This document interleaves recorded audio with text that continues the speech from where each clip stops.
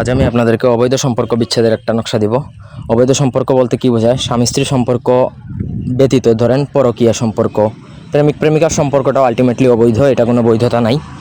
তো এই ধরনের যে কোনো অবৈধ সম্পর্ক, ছেলে ছেলে সম্পর্ক যেটা সমকামিতা সম্পর্ক, এগুলো বিচ্ছেদ করতে পারেন, পরকীয়া সম্পর্ক বিচ্ছেদ করতে পারেন, প্রেমিক প্রেমিকার সম্পর্ক বিচ্ছেদ করতে পারবেন এই নকশা দ্বারা। মানে হালাল যে কোনো সম্পর্ক বাদে যে কোনো হারাম সম্পর্ক বিচ্ছেদ করার জন্য এই নকশাটা খুবই আগুনের মতো কাজ করে। আর এই নকশা একবার যদি কেউ কারোর উপর প্রয়োগ করে, সেই যেই দুজনের মধ্যে প্রয়োগ করা হবে তারা একজন একজনের চোখের বিষ হয়ে যাবে। খুবই খতরনাক লেভেলের একটা বিচ্ছেদ নকশা, এটা মগা নকশা, যার কারণে এটার আর কোনো গুণাগুণ বলার প্রয়োজন নেই। এটা প্রয়োগ করলেই বুঝতে পারবেন যে কী হয়।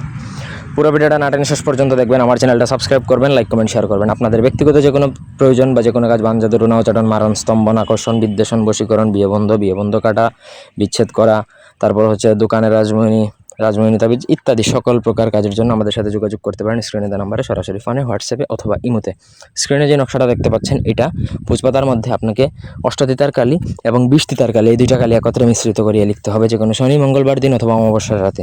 ভোজপাতার মধ্যে একটা নকশাই লিখবেন এবং নকশার নিচে অবশ্যই নাম লিখতে হবে। যে দুজনের মধ্যে বিচ্ছেদ হবে তাদের দুজনের নাম ঠিকানা লিখতে হবে।